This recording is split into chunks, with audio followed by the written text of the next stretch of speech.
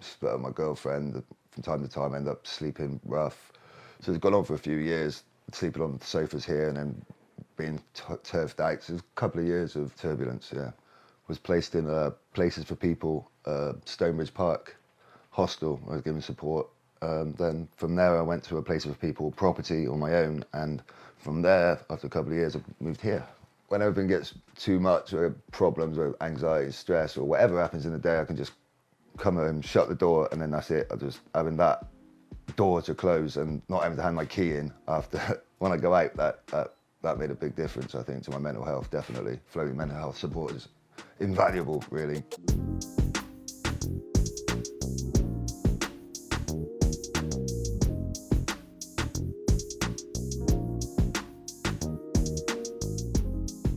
I used to work 60 hours a week doing security, and I got sort of pushed out of work due to health. Bills and everything got a bit on top of me and I couldn't deal with it all. So I wouldn't answer the door, I wouldn't open any letters, I wouldn't answer the phone. So there was quite a backlog for a while to go through. I spoke to somebody from Nightstone Housing. They helped me for a couple of months and put me forward to Kate at Places for People. I did become homeless for a while. That was, they sold my flat, which I was privately renting, and told me that I was going to continue to be there as a tenant, and then sent me a letter saying that I had 5 days to get out, which was a very big shock and quite scary. So Kate made sure that I was on the housing list. They knew what was going on. Kate had gone through ESA, PIP, housing benefit, all that sort of stuff to help me get that on track, because I had nothing. I had no money, I had nothing at all. She helped me apply for things and went with me to interviews. She also encouraged me to start opening my post, and anything I was worried about to put it back and sort of show Kate on and put it in a bit of a pile to give to her if I was worried about anything. With therapy, I've met her a few times before and she's dropped me there. Sorry, there's so many birds in this garden right now.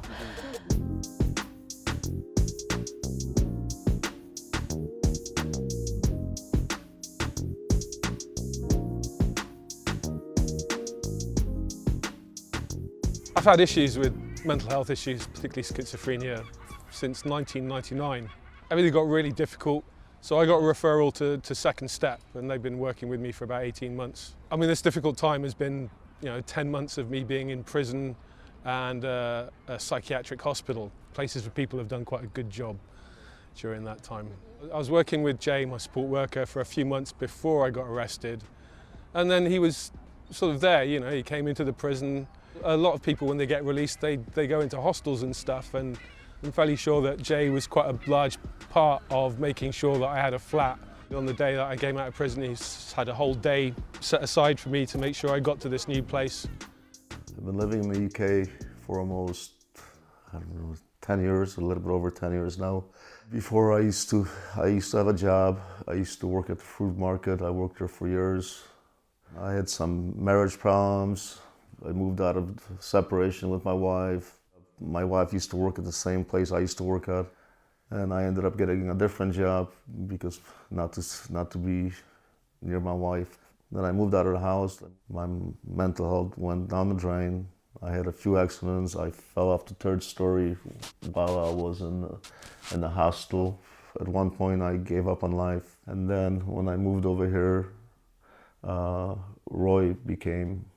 That's Places for People. He became my support worker. He's been helping me with everything, with my appointments, with my medication. I'll ring Roy and he will come pick me up and take me wherever I'm going. He takes me fishing and he checks up on me all the time.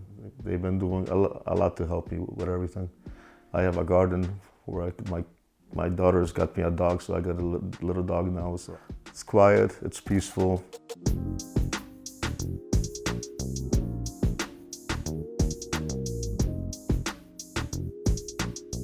I started off with nothing. I'd just been accumulating second-hand furniture bit by bit. So when I first moved in, I had a cardboard box for a bedside table. I just had a bed, didn't have anything at all. I've got a support network around there. People come and visit me, check on if I need things, and just a nice place to be, really.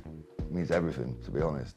Having lost all of it, yeah, it definitely is very important. I'm fairly impressed that Jay's stretched his time limits that he should be spending with me. He's put a lot of effort in. I think if it wasn't for Roy, I'd probably be, I don't know where I would be at. When my phone is off, Roy will, even though it's not scheduled or anything, he'll come to my house, bang on the door. I let him in, he speaks to me, and now I'm doing better. I'm not worried now. I'm not afraid that it's going to happen again. So Kate said I have got a secure tenancy now. I've been here for 2 years. If there's any problems, I can phone the council and they'll come out and they'll fix whatever I may have accidentally broken. And when somebody knocks on the door, I'm not thinking I'm going to get a letter saying you need to be gone, which was a huge fear.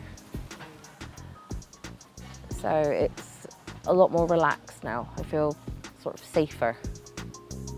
I have a visitor come around every week, yeah, just to check in. It grinds me to reality, really. It's just been really nice. As places for people are still supporting me, again, massively helpful to have someone in my corner when I get too, rather than just don't want to play anymore, just throw it all away. Then Sarah calms me down and stops me swearing and helps me get things done.